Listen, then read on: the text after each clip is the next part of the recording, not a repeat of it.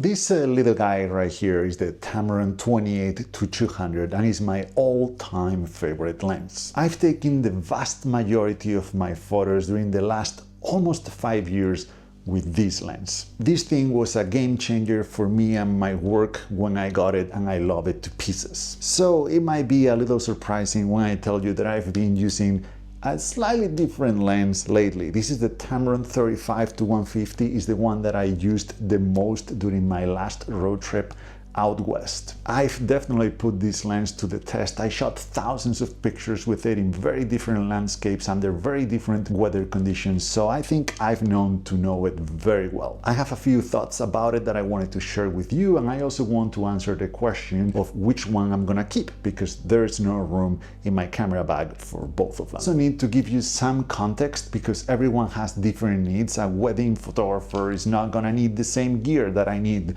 when I do photography outdoors. Over time, I've come to realize that the best system for me is one with 2 cameras and 2 lenses, mainly because I do video on top of photography, but also because I hate switching lenses in the field. A lot of my work is done in very bad weather conditions, and exposing the sensor to the elements is not a good idea. But even more importantly, switching lenses slows me down, and not in a good way. This is why this lens was such a game changer for me when I got it back in 2021. Yes, I traded a little bit of image quality, which I don't care much about, and faster apertures. This lens is not the fastest lens at a longer focal length, but I gained a lot of versatility and flexibility, and that proved to be much more important to getting the shot than having a faster lens. Of course, I still needed something faster with better performance in low light for very specific situations, and that's why I threw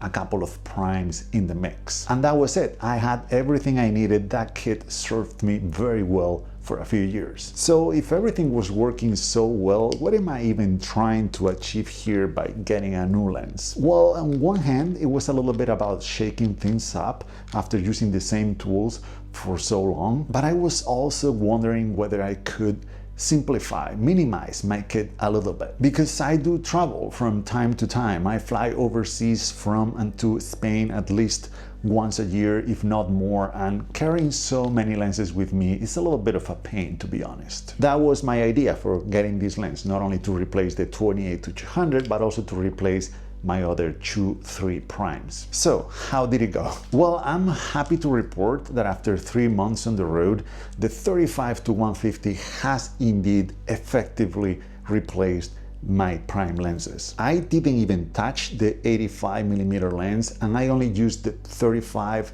twice. And it was because I had it there with me, but I could have done with this lens just fine in those 2 scenarios. That's awesome, but it came at a price. Obviously, it's a big lens. It's much bigger and heavier than the 28-200. This lens has probably improved the weight when I'm traveling because I have fewer lenses with me, but it has increased the weight, increased the friction of everyday normal shooting. There's no denying this is a very bulky lens. It barely fits in my sling bag. I'm still happy that it does because I love slings. But I gotta say that I thought the weight issue was going to be a much bigger problem than it really was. After all, most of my work happens on relatively short walks or not very far from the car.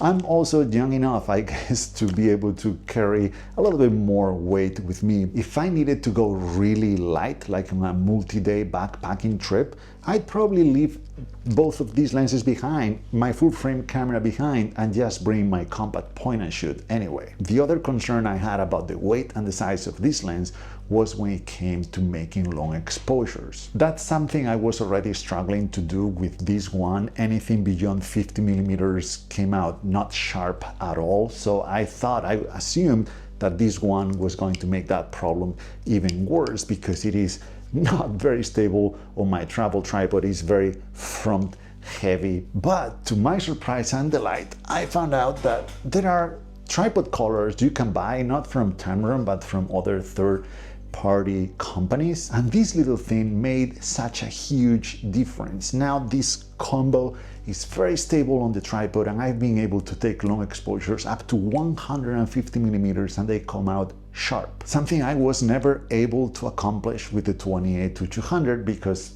as far as I know, there are no tripod colors for that lens. This makes me very happy because long exposures was another reason why I had prime lenses. Now, this thing is not perfect. There are a couple of downsides to using it. The first one is that Sony cameras are pretty narrow here between the grip and the lenses, so there is not a lot of space, not a lot of room for your fingers, and when you mount this on the lens, there's even less, so my knuckles are touching and hitting that tripod collar all the time, and it can be uncomfortable over long periods of time. I cannot even hold the camera properly if I'm wearing thick gloves. So I only use the collar when I have the lens mounted on the tripod. Which takes us to the second downside of this collar, and is that mounts from the back of the lens, not from the front, so you have to take the lens off the camera. And as I said earlier, I hate doing that because it exposes the sensor to the elements and it slows me down. Okay, another concern I had with this lens was the narrower focal length range, because it begins at 35 instead of 28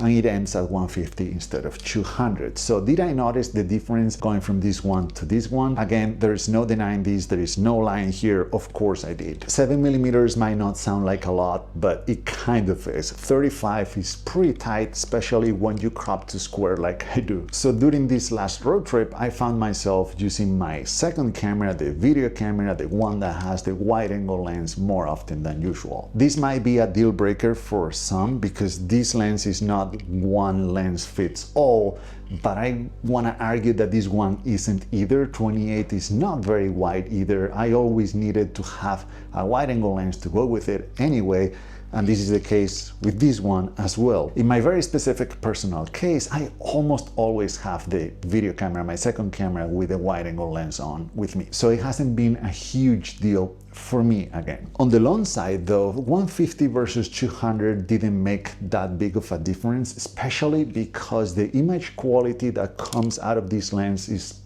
higher than this one, so I can crop farther. I was actually able to match the 200mm from this lens by cropping a photo that I took at 150 with this one, and still the file that came from the 35 to 150 had more detail than the one that I got with this one at 200 natively. As I said, neither of these two lenses are meant to be your only lens. They need something else, a wide angle lens to go with them. And that is fine with me, again, because it fits my workflow, it fits my use case. But if you're looking for a one lens does it all, you should be looking more at the Sigma 20-200. It is a much darker lens, but it covers a huge focal length range, and it might be the only one you need. All right, let's grab this up. As I said, the 28-200 is my all-time favorite lens, and it came very close to being a dream lens. It only lacks those faster apertures, especially at the longer end. At 200mm is only a f5.6. It has no image stabilization, so shooting telephoto with this lens in dim light